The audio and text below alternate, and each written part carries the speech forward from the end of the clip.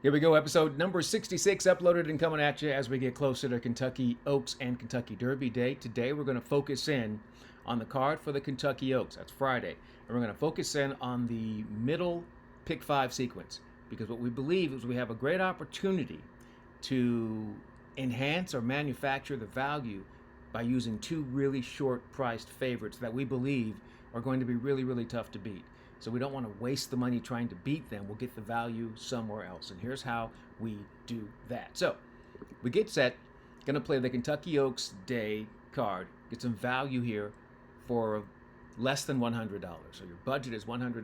We'll spend less than that. I'll leave you plenty of money to do whatever else you want to do if you choose to follow this particular approach. All right, here we go. Here's where we start. We're going to start in race number 7. And race number 7 is the La Triumph. And in that race, it's Torpedo Anna. And Torpedo Anna is so versatile, and there's a lot of speed signed on in this race, but it doesn't matter because I put the little green everything around where she's been able to rate successfully, sitting off of horses and then taking over in the stretch. And I believe it might be a wet track. By the time we get to race number 7 on the card Friday, she's got no problem with that. She's kind of perfect. And even though there's speed signed on, I don't think that they're good enough, and I think she can rate.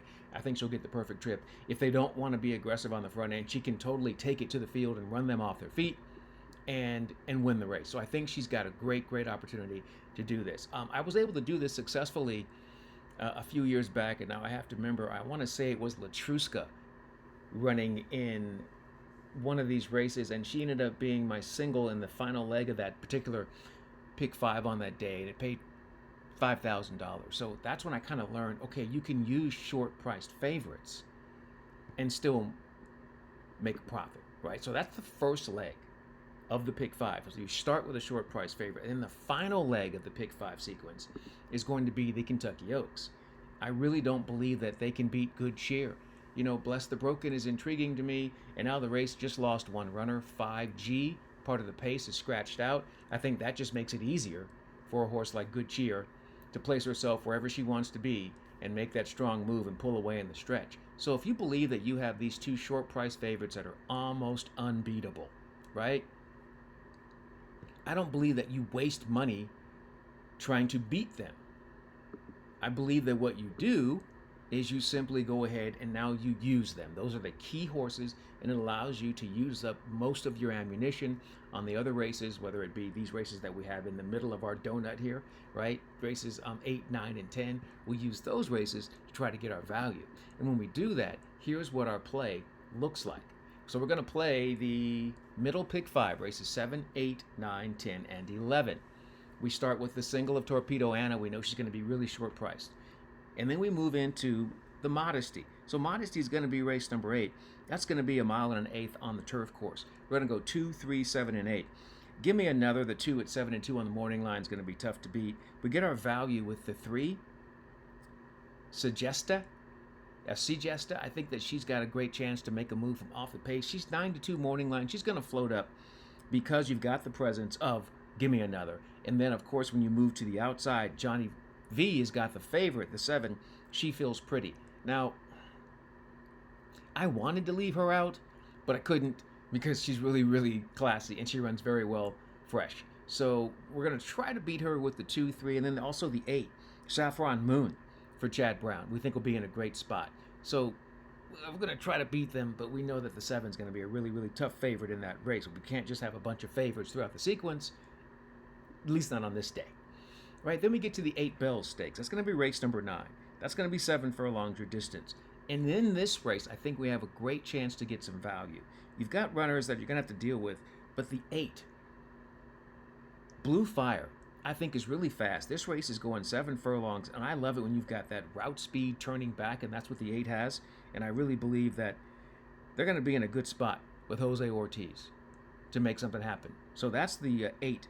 The 7 in there is Mandela. And that's a deep closer that has been consistent in 2 starts, both of them with Rafael Bejarano. He's a quality rider, and I think he can get it done here. But my favorite is the 2 Evanescence, because I'm trying to vibe with my jockey, Luan Machado. Hopefully he gets good vibes going into Saturday, and it starts here. But This runner loves the off track. I'm predicting we'll have an off track by the time we get to 8 bells, and she just gobbles up ground in the slop. I think she'll get a target to run at, and I think she'll come through. She's about 20 to 1 on the morning line. We like her a lot. Then we get to race number 10. That's the Unbridled Sydney Stakes on the turf course. This one, 2 value plays. Gavia is the 3. Really nice closer.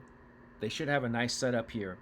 And the 7 is Crown Imperial, another runner that will be sitting just off the pace. I think Louis Saez will give this one a great ride and be in the perfect spot. We're trying to beat the favorite that's shipping in from Santa Anita Del Mar. It is Queen Maxima for Jeff Mullins. There's some speed with her, but I think she's going to have to deal with AG Bullet and Epona's Hope.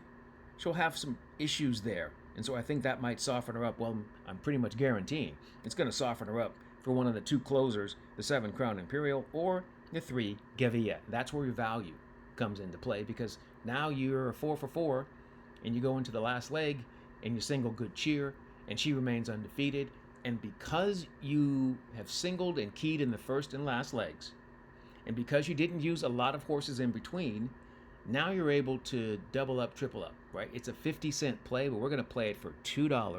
Your total ticket costs you $48. That's how you will utilize short price favorites or singles or free square, some players like to call them. That's how you utilize them to get the enhanced value that you're looking for. Now, we also have another approach because we also like a horse in the Kentucky Derby. And if we think that this horse in the Oaks is a free square or a lock, well, how do we make money with her in the double? Well, this is how you do it, right? We love Final Gambit. We've said that. There's no point in having 5 or 6 horses that you like in the Kentucky Derby. That's not handicapping. That's guessing. Handicap the race, have an opinion, put it down, and move on.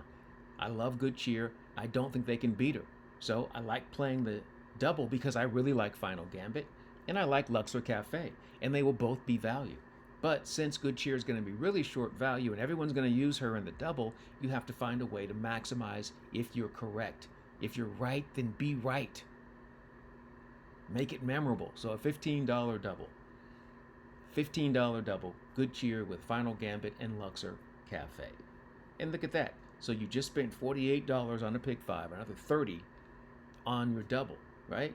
You're still in good shape. You've got some money left for a couple of, win wagers that you probably decide at the last minute. Hey, I think I'm going to play this horse in this race. You never know what's going to happen earlier in the card, but you want to make sure you try hard to stay within the budget. Make plays that are value plays that don't cost you a lot of money. A lot of people are going to go out there and they're going to play these massive pick 5 tickets, and it's understandable. Last year, same sequence that started off with a 6-5 favorite. No, 4-5 favorite. Started the whole sequence off. And you got a 20-1 horse, an 8-1 horse, a 7-1 horse, and then Torpedo Anna was actually 5-1. Yeah, around 5-1, 9-2 in last year's race that she was able to win, which was the Oaks. That pick 5 on the 50-cent play still paid $16,000.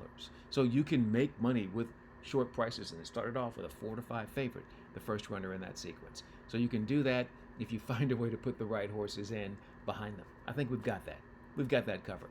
All right, take a look at the play, make a decision. You can follow me, you can fade. It's all good either way. We're going to come right back here and do it again and get set for Saturday. We got a great angle for Saturday to get value without going through our entire budget. All right, that's going to do it for us here on episode number 66 of Horse Race Bets. In the meantime, in between time, until next time, we will see you then. Good luck and enjoy whatever you're into. I'm into getting this money.